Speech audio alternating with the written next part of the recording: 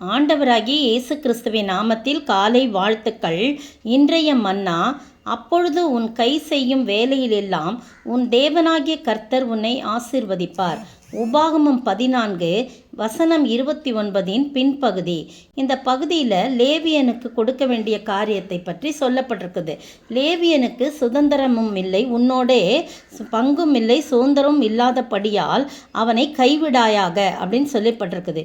ஏன் லேவியருக்கு மட்டும், லேவி கோத்திரத்துக்கு மட்டும் பங்கும் இல்லை சுதந்திரம் இல்லை என்று சொல்லும்போது உபாகமம் 10ஆம் அதிகாரத்தில் வசனம் சொல்லப்பட்டிருக்கிறது, நான் தான் அவங்களுக்கு சுதந்திரம் அப்படின்னு சொல்கிறார் ஆண்டவர். 8ஆம் வசனத்தில், அக்காலத்திலே கர்த்தருடைய உடன்படிக்கை பெட்டியை சுமப்பதற்கும் இந்நாள் வரைக்கும் நடந்து வருகிறது போல கர்த்தருடைய சந்நிதியிலே நின்று அவருக்கு ஆராதனை செய்வதற்கும் அவர் நாமத்தை ஆசீர்வதிப்பதற்கும் கர்த்தர் லேவியின் கோத்திரத்தை பிரித்தெடுத்தார். எல்லாருக்கும் பங்கு பிரிக்கிறாங்க, அந்த எல்லா கோத்திரங்களுக்கும் பிரிக்கிறாங்க. ஆனால் லேவி கோத்திரத்துக்கு மட்டும் இந்த மாதிரி ஒரு ஊழியத்தை கொடுக்குறாங்க. 9ஆம் வசனத்தில், ஆகையால் லேவிக்கு அவன் சகோதரரோட பங்கும் சுதந்திரமும் இல்லை, உன் தேவனாகிய கர்த்தர் அவனுக்கு சொன்னபடி கர்த்தரே அவனுக்கு சுதந்திரம் அப்படின்னு சொல்கிறாங்க. அதை தான் இந்த இடத்துல என்ன சொல்கிறாங்க,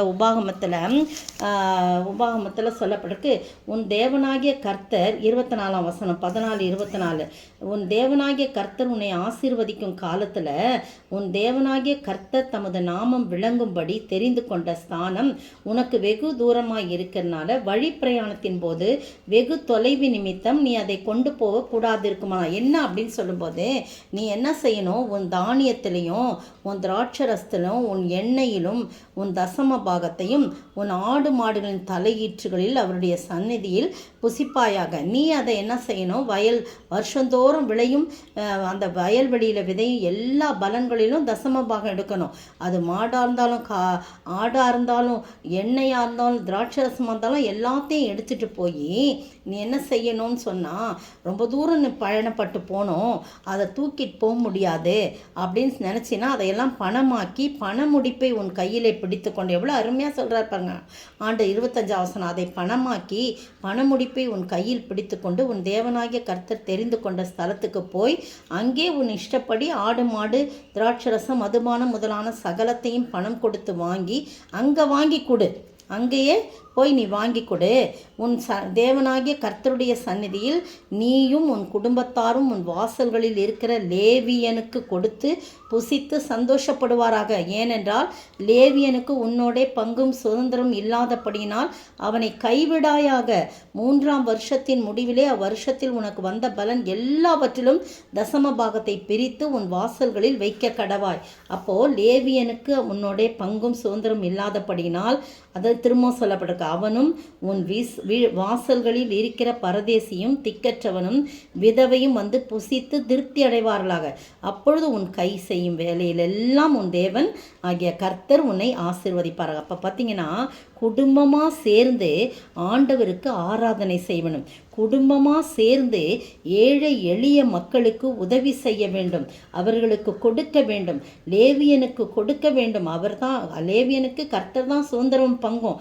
ஆனால் நீ உன்னுடைய வீட்டிலே வயலில் விளையிற தானியம் எல்லாத்தையும் தூக்கிட்டு போகிறது தூரமாக இருக்குன்னு நீ ஃபீல் பண்ணினா அதையெல்லாம் பணமாக்கி பணமுடிப்பை எடுத்துக்கொண்டு போய் அந்த இடத்துல போய் தெரிந்து கொண்ட தேவனாய் கர்த்தர் தெரிந்து கொண்ட இடத்துல நீ போய் உன் இஷ்டப்படி ஆடு மாடு திராட்சரசம் எல்லாமே நீ வாங்கி பணம் கொடுத்து வாங்கி அதை கர்த்தருடைய சந்நிதியில் நீ உன் குடும்பத்தாரும் உன் வாசலில் இருக்கக்கூடிய அனைவரோடும் சேர்ந்து லேவியனோடு சேர்ந்து புசித்து சந்தோஷப்படுவீர்களாக அப்படின்னு சொல்கிறார். எவ்வளோ பார்த்தீங்கன்னா, அப்படி செய்கிற எந்த ஒரு மனுஷனையும் கர்த்தர் அவர்கள் கையிட்டு செய்யும் வேலையிலெல்லாம் தேவனாகிய கர்த்தர் உன்னை ஆசீர்வதிப்பார்னு சொல்ல. நீங்களும் நானும் அப்படியா ஏழை எளிய மக்களுக்கு நம்மால் இயன்ற உதவிகளை கூடுமான வரைக்கும் அவர்கள் சாப்பிட்டு திருப்தி அடைந்த அந்த சந்தோஷத்தை நாம் பார்த்து மகிழும் போது கர்த்தர் நம் கையிட்டு செய்யும் வேலைகளை எல்லாம் ஆசீர்வதித்து காப்பார். பார்த்தீங்களா, கையிடும் வேலையிலெல்லாம் ஆசீர்வாதத்தை அவர் கட்டளையிட வேண்டும் என்று சொன்னார். எதுவுமே கைக்குடி வரலையே, பொத்தலான பையில போட்டது போல இருக்கே அப்படின்னு சிலர் சொல்லுவாங்க. அப்போ நம்ம காரியங்கள்லாம் அவர் எல்லாவற்றையும் செய்யணும். நம்முடைய கைகளின் பிரயாசத்தை நம்ம சாப்பிடணும், நமக்கு பாக்கியம் நன்மையும் உண்டாயிருக்கணும் அப்படின்னு சொன்னால், நமக்கான காரியங்கள் எல்லாம் அவர் செய்து முடிக்கணும்னு சொன்னால், ஆசீர்வதிக்கணும்னு சொன்னால், நம்ம இப்படிப்பட்ட காரியங்களை செய்ய வேண்டும். பாருங்கள், பணமாக கொடுக்க முடியாது, பணமாக கொடுக்கக்கூடாது, அதுக்கு பதிலாக வாங்கி கொடுக்கணும், எவ்வளோ ஆலோசனைகளை சொல்கிறாங்க. அந்த ஆலோசனைகள்லாம் கேட்டு அதன்படி நாம் ஏழை எளிய மக்களை நாம் பார்த்து அவர்களுக்கு உதவி செய்யும்போது கர்த்தர் நாம் கையிட்டு செய்யும் வேலையெல்லாம் அவர் ஆசீர்வதிப்பார். நல்ல நிலைமையில் இருக்கிறோம், எவ்வளவோ பேருக்கு நம்ம உதவி செய்யும்படியாக கர்த்தர் நம்மளை வச்சிருக்கிறாரு. கையை முடக்கி கொண்டிருக்காதபடி கையை நீட்டி அவர்களுக்கு உதவி செய்ய பழகி கொள்வோம். அப்போது இந்த வனாந்தரமான யாத்திரையில் நம்மோடு கூட இருக்கிற ஆண்டவர் நம்முடைய போக்கு வரத்து எல்லாவற்றையும் ஆசீர்வத்து கைகளின் பிரயாசத்தை ஆசீர்வதிக்க ஆண்டவர் தாமே கிருபை செய்வாராக. ஜெபிப்போம். இந்த வனாந்தர யாத்திரையில் இன்பரமேசு நம்மோடிருப்பார். போகையிலும் நம் வருகையிலும் ஆசீர்வதித்ததால் ஸ்தோத்தரிப்போமே.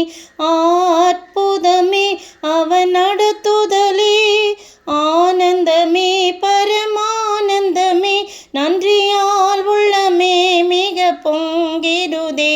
நாம் அல்லேலூயா துதி சாற்றிடுவோம். ஸ்தோத்திரிக்கிற ஆண்டவரே, துதிக்கிற ராஜா, வாசல்களில் இருக்கக்கூடிய பரதேசிகளையும் திக்கற்றவர்களையும் விதவைகளையும் ஆண்டவரே எல்லாரிடத்திலும் பங்குமில்லை பாகமும் இல்லை அப்படின்னு சொல்லி ஒதுக்கப்பட்ட ஆண்டவரே, பிரித்தெடுக்கப்பட்ட ஆண்டவரே தகப்பனே, உம்முடைய பிள்ளைகளுக்கும் நாங்கள் உதவி செய்ய வேணுமாய் செபிக்கிறோம். எங்களுக்கு அப்படிப்பட்ட ஒரு மனநிலையை தர வேணுமாய் செபிக்கிறோப்பா கர்த்தாவே. நாங்கள் செய்யும்போது நீர் எங்களை ஆசீர்வதிக்கிறவராயிருக்கிறேன். அப்படிப்பட்ட ஆசீர்வாதத்தை நாங்கள் பெற்று வாழ நீர் கிருபை செய்ய வேண்டும் என்று கர்த்தரும் மீட்பரும் ராஜாவாகிய இயேசு கிறிஸ்துவின் விலையேற பெற்ற நாமத்தில் ஜெபிக்கிறேன் பிதாவே, ஆமீன். நேற்றைய பதில், ஒலிவமலை எண்ணப்பட்ட மலையின் அருகான பெத்பகே பெத்தானியா என்னும் ஊர்களுக்கு சமீபமாய் போய் ஒருவரும் ஒரு காலம் ஏறியிராத கழுதை குட்டியை அவிழ்த்து வரும்படி சொன்னார். லூக்கா 19:29-30. இன்றைய கேள்வி, யார் எது இல்லை என்று சாதிக்கிறார்கள்? யார் எது இல்லை என்று சாதிக்கிறார்கள்?